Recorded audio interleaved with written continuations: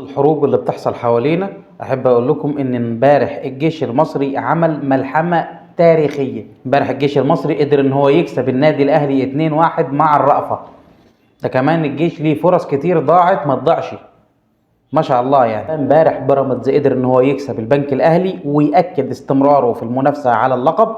الحمد لله بيراميدز امبارح اتساوى مع الزمالك في عدد النقاط، مع الزمالك ليه ماتش مؤجل مع انبي هيتلعب بكره ان شاء الله. يوريتيتش بدأ يدخل كل اللعيبه في الجيم، بدأ يستفيد من كل اللعيبه اللي عنده. حامد حمدان اساسي، عودة الفخوري نزل لعب شوط كامل، مروان حمدي لعب، فيستون مايلي لعب، كل اللعيبه لعبت، احمد عاطف قطه، محمود زلاكا، محمود زيكو، كل اللعيبه دي بدات تشارك، بدات تستفيد من السكواد اللي عندك. ما كانتش مجرد اسماء متركنه عندك وخلاص، استفدت من كل اللعيبه، كانت النتيجه بالشكل ده. احمد حمدان لاعب سوبر وصفقه تقيله قوي، بيراميدز ان شاء الله يستفيد منها في الفتره اللي جايه. عوده الفخوري جناح سوبر، ما ينفعش يقعد احتياطي.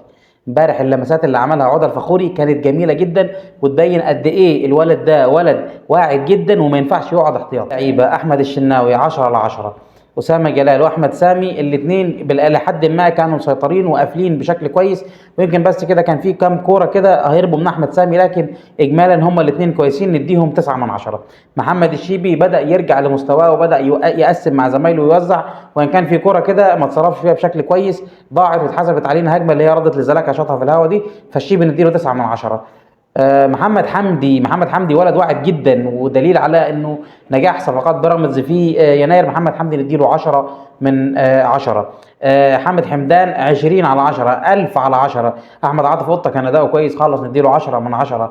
ناصر ماهر الى حد ما كويس خالص، نديله 10/10. محمود زلاكا سيء جدا، زلاكا الفينش بتاعه وحش خالص، ضيع علينا اهداف وماتش كان يخلص بسكور حلو خالص لولا محمود زلاكا. محمود زيكو الى حد ما كان بيتحرك كويس، لكن برضه ما كانش احسن حاجه، فزلاكا وزيكو ندي كل واحد فيهم 7/10. مروان حمدي الى حد ما تحركاته كانت كويسه، في كره حلوه حطها كانت كورنر صدها البلعوطي، لكن نديله برضه 8/10. فيستون مايلي يعني برضه مش كويس، 7/10. عودة الفخوري 10/10.